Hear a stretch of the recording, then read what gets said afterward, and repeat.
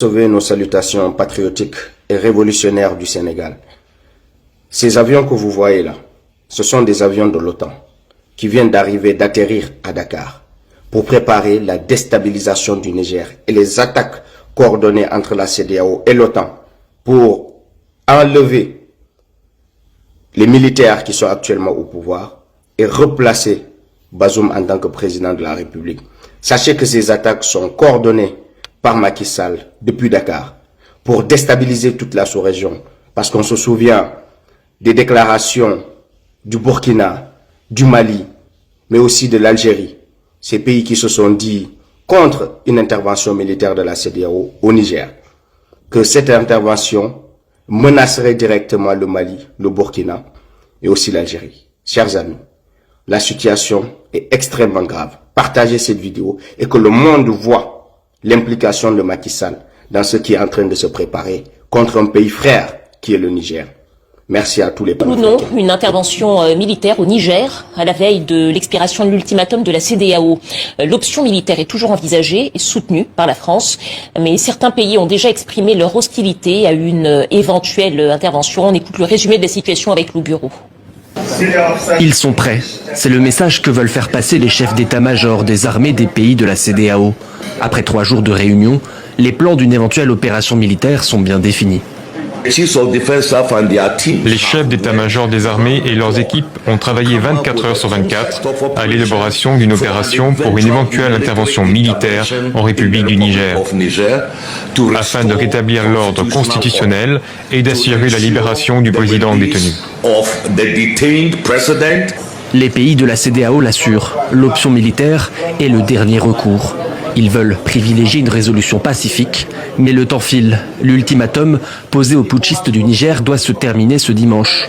L'organisation de la CEDEAO n'a pas précisé qui prendrait part à cette éventuelle opération militaire, ni dans quelle proportion. Plusieurs pays, comme le Nigeria, le Sénégal et la Côte d'Ivoire, ont d'ores et déjà confirmé leur participation. De son côté, le Tchad, qui ne fait pas partie de la CEDEAO mais a joué un rôle de médiation, refuse d'y participer. Nous n'interviendrons jamais par la voie militaire. Nous privilégions le dialogue, que la stabilité revienne au Niger, que les Nigériens eux-mêmes sentent que le danger est imminent. La chef de la diplomatie française, Catherine Colonna, quant à elle, s'est exprimée ce matin. Elle réaffirme son soutien à la CEDEAO et met en garde le régime putschiste. Je crois qu'il faut prendre très au sérieux la menace de recours à une intervention par ces pays, menace qui est crédible. La demande unanime de la communauté internationale, et je la répète, c'est de restaurer la démocratie immédiatement. Donc il y a jusqu'à demain pour renoncer à cet aventurisme, à ces aventures personnelles et restaurer la démocratie au Niger. De leur côté, le Mali et le Burkina Faso ont été clairs. Pour ces pays, une opération contre le Niger serait assimilée à une déclaration de guerre à leur encontre. Et puis sachez que l'éventualité d'une intervention militaire au Niger divise sur le continent. L'Algérie et le Tchad, qui ne sont certes pas membres de la CEDEAO, ont indiqué qu'elles n'y participeraient pas. La Mauritanie, pour l'instant, s'est abstenue de prendre position. Et puis sur le terrain au Niger, des sympathisants des putschistes se préparent, eux, à l'éventualité de cette intervention armée. Ils ont constitué des comités de veille et mobilisent des jeunes gens pour faire barrage aux soldats de la CEDEAO s'ils devaient intervenir. On regarde le reportage, il est signé Anne-Fleur Lespio à Niamey. Sur les ronds-points de la capitale, l'ambiance est électrique. On est là jusqu'à 5 h du matin. Dans ce quartier populaire, des dizaines de jeunes se sont postés ici. L'objectif, faire barrage aux soldats ouest-africains en cas d'intervention militaire contre les putschistes. La CEDEAO leur a donné jusqu'au 6 août pour relâcher le président Mohamed Bazoum. Boubacar fait partie des organisateurs venus superviser les derniers préparatifs de l'installation du camp de veille. Pour lui, la menace d'attaque est imminente. C'est piqué patriotique, effectivement, pour essayer de dissuader les ennemis de notre peuple, les ennemis à notre pays, ceux qui essayent de nous attaquer. Bismillah. Bien, salam alaikum, bonjour, bonsoir. J'espère que vous allez bien. J'espère que ça va. Voilà, 3 jours, j'ai pas fait de vidéo. Mais ça va, alhamdoulilah. L'homme est sous la protection divine à la veille. Inch'Allah, l'omniscient, l'omnipotent. On a écouté la première personne qui a parlé avant ce petit résumé du journal de TV5 Monde. La personne s'appelle Kaïs Fof. Il fait partie de ces dizaines de personnes qui se disent panafricains, combattre la France, mais qui vit en France, bénéficie des aides françaises, qui refusent de rentrer en Afrique pour venir travailler en Afrique, qui passent leur temps à dénigrer la France derrière leur smartphone, mais en réalité, ils vivent en France. C'est quel combat ça? Moi, je vivais en France.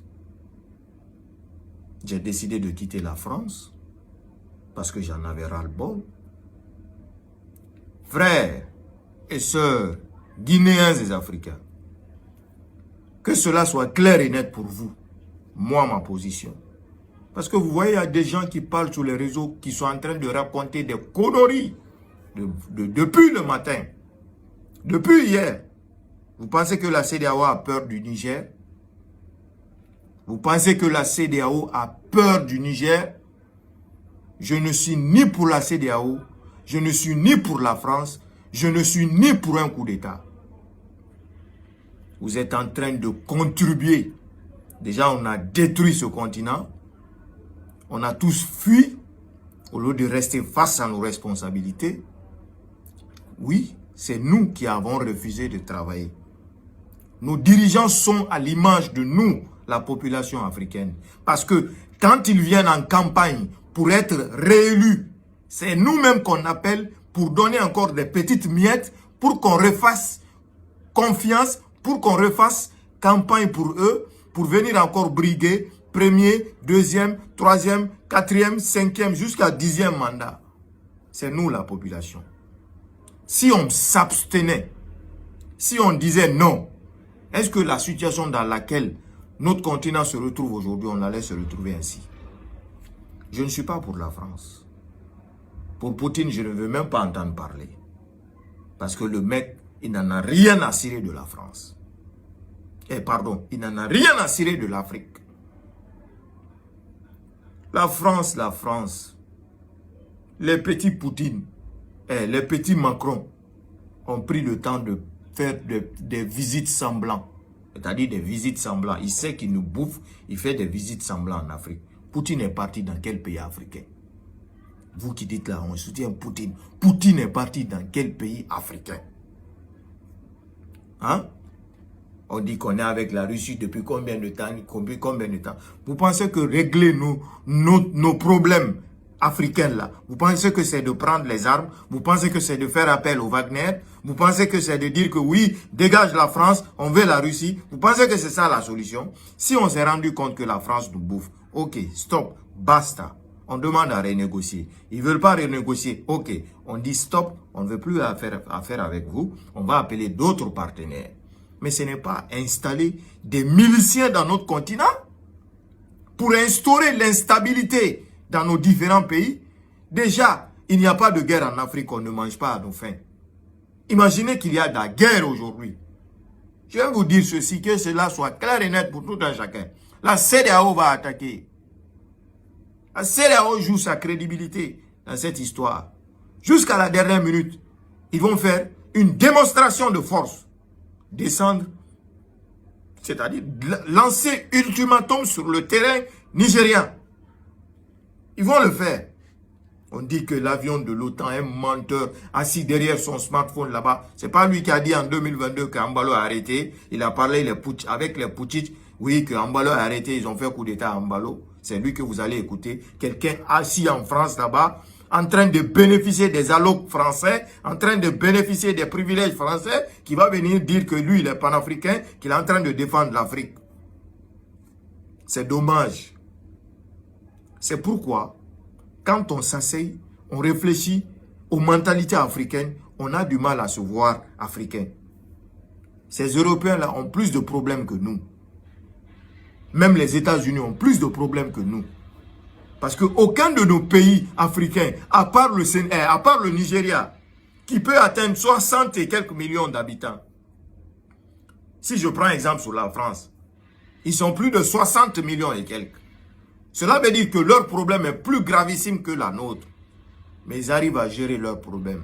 Il n'y a pas à faire de coup d'État. Il n'y a pas à faire de renverser constitution. Nous, on dit que oui, le peuple fier du Niger. Oui, le peuple fier du Burkina. Oui, le peuple fier du Mali, de la Guinée. Je vais vous dire encore deux choses. Transition. On parle de transition. Depuis 2 ans, on arrive à 3 années comme ça. Goïta est dans la transition. 3 ans, Goïta est dans la transition. Ça, c'est transition. Transition normale, c'est 6 mois. On dit qu'ils ont des problèmes. Ok. C'est le problème malien là, qui est djihadiste là. C'est le même Mali là qui dit qu'il va aller faire la guerre pour le Niger. Mais vous buvez l'eau par vos narines ou bien vous buvez l'eau par la bouche. Le Mali n'a pas parvenu à résoudre le problème djihadiste au Mali. C'est ce même Mali qui dit qu'il va aller aider le Niger. Pendant qu'il n'a pas réussi à régler leur problème de Gao là. C'est dommage. La seule personne à épargner dans ça, quand on veut faire des analyses, quand on veut voir notre situation pour pouvoir nous en sortir, c'est le jeune Ibrahim Traoré. Il a besoin du temps. C'est vrai, il a besoin du temps pour nettoyer, arranger son pays. Je le soutiens. Je serai toujours avec lui. Transition de Mamadi, il arrive à 2 ans là. Transition de Mamadi, il arrive à 2 ans. Ça, c'est transition. Lui-même, il va aller nulle part. Les gens qui parlent de la Guinée, pour citer la Guinée, que la Guinée va intervenir avec le Mali, vous vous foutez les doigts dans l'œil. La Guinée, c'est la France. Je vous ai dit ça ici combien de fois? La Guinée, c'est la France. La Guinée va envoyer quel commando au Niger? Les déclarations que vous avez vues, officielles, hein? Est-ce que vous avez vu que la Guinée a dit que si la CEDEAO déclare, attaque le Niger, la Guinée, c'est une déclaration de guerre à la Guinée? Non, ils ont seulement fait une déclaration, c'est-à-dire semblant pour brouiller les pistes, mais les Maliens et Burkinabés ont compris. Ça suffit les coups d'État. Cela ne nous arrange en rien. Les autres veulent qu'on reste dans le chaos. On a du mal à manger à cause du faim qu'on a en Afrique. Tout le monde a quitté le continent, rallié les États-Unis, rallié l'Europe, rallié l'Asie. Maintenant, avec toutes nos difficultés qu'on a à gérer ici, on ne veut pas s'abstenir, faire comprendre que le peu qu'on a là, il faut qu'on cherche à renégocier ce peu-là pour que ça puisse être à la normale. Ok, la France bouffe le Niger. On n'en discorde pas, on est d'accord. La CEDEAO, on n'en a rien à cirer d'eux. Il faut que nous, fils et filles de ce continent, que nous prenions nos propres responsabilités. Qu'on dit non aux politiques, qu'on dit non à la corruption. À un moment donné, quand on défend le peuple, d'ici quelque temps, on va voir que toi qui critiquais, toi qui chantais le non, toi qui étais pour ce peuple, tu te retournes contre ce même peuple. Vous êtes là à dire, mentir, que le Sénégal a reculé, que c'est rentré, sorti comme ça, le Bénin a reculé. La CEDEAO, personne n'a reculé dans cette histoire. Ils vont attaquer le Niger. C'est ce que je vous dis. Le Sénat nigérian a seulement intervenu pour encore donner plus de temps d'ultimatum. Attaquer le Niger. Un petit pays comme le Niger. Attaquer le Niger. Et les Nigériens, vous voyez, ils ont embourbé leur esprit. Ils ont fait sortir des petits gamins dans les rues pour dire que abat la France, abat la France. Je n'ai rien à foutre de la France. J'emmerde la France. Mais je ne vais pas prendre Poutine aussi. Je suis africain. Je me dis dans ma tête que je suis capable de réussir dans mon continent. Que je suis capable de montrer aux autres que je peux parvenir à me lever seul. Parce que mon continent regorge d'une richesse inestimable que tous les autres sur le globe en ont besoin. Tous les autres, oui, en ont besoin. Les autres pays, les autres continents ne peuvent pas vivre sans l'Afrique. C'est pourquoi on nous appelle d'ailleurs le berceau de l'humanité. Maintenant, à quoi cela va nous servir de faire coup d'État dans nos différents États? on est dans 3 transitions.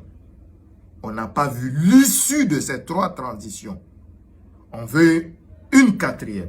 Et après une 4e, on va vouloir une 5e. Après une 5e, on va vouloir 6. Comme ça, l'Afrique va être détruite complètement. Quand on va se rendre compte, ça sera trop tard. Je sais que beaucoup vont m'insulter dans les commentaires. Mais c'est ça la réalité. J'ai honte. J'ai pitié pour ce continent. Parce qu'on ne réfléchit pas. On agit par émotion. On crie par émotion. La CEDEAO n'a rien fait pour nous. La CEDEAO n'a pas condamné ou n'a pas mis des sanctions à la Guinée pour le putsch de Mamadi. Je suis d'accord. Je suis contre. Je n'en ai rien à cirer de la CEDEAO. La CEDEAO décide maintenant de réagir pour instaurer la démocratie, faire marcher nos institutions. Ok, s'ils ont décidé, malgré que c'est tard, mais si c'est pour rétablir de l'ordre dans nos différents États, pourquoi ne pas dire à la CEDEAO de faire ce qu'elle veut? Malgré qu'on sait qu'il y a la France qui est derrière. Oui, la France est derrière. Mais est-ce que le chaos au Niger va arranger toute l'Afrique? Va arranger toute la sous-région? C'est là qu'il faut réagir. Le chaos au Niger ne va absolument en aucun cas nous arranger. Imaginez la guerre seulement en Ukraine. La cherté de la vie que ça a causé en Europe, même chez nous en Afrique. Réfléchissons. Donc, disons stop au coup d'État. Abat les coups d'État. Pourquoi?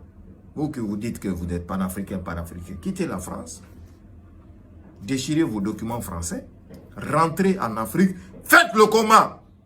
Je suis ni pour la France, ni pour la CEDEAO, ni pour un coup d'État. Je suis pour l'Afrique. L'Afrique consciente. Cette jeunesse qui est le futur de ce continent. Pour éveiller les consciences futures. Pour que ce continent, un jour, les autres États puissent venir, ou je dis bien, puissent venir manger dans nos mains. Mais au lieu de préserver nos richesses, au lieu de préserver cette paix que nous avons toujours obtenue, on cherche à amener la guerre dans notre continent. On cherche à ce qu'on a la guerre dans notre continent. Eh putain de merde. Quand est-ce que nous allons réfléchir? 3 transitions. On va attendre d'abord de voir l'issue de ces 3 transitions. Et puis on va aller. Goïta est dans sa transition. Il n'a pas fini. Mamadi comme ça. Ibrahim Traoré aussi. Alors, après, quand il y a un coup d'État, on a plus dit, oui, le peuple truc a pris sa conscience, ils se sont réveillés, tantani, nanana. Qu'est-ce qui a changé avec les autres transitions? Qu'est-ce qui a changé? Qu'est-ce qui a changé? Je dis, le seul que j'épargne, c'est le jeune Traoré. Le seul, parce qu'il a besoin de plus de temps, lui. Les autres en ont eu assez. Ils en ont eu assez. Goïta vient à son 3e année qui arrive là, Goïta. On m'a dit 2e année. Ils en ont eu assez.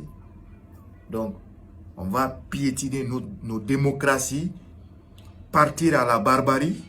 C'est ça? Ceux qui vont diriger par les armes. Allons-y. C'est nous qui allons nous mordre les doigts ici. Que cela soit clair et net pour tout un chacun. Wassalam.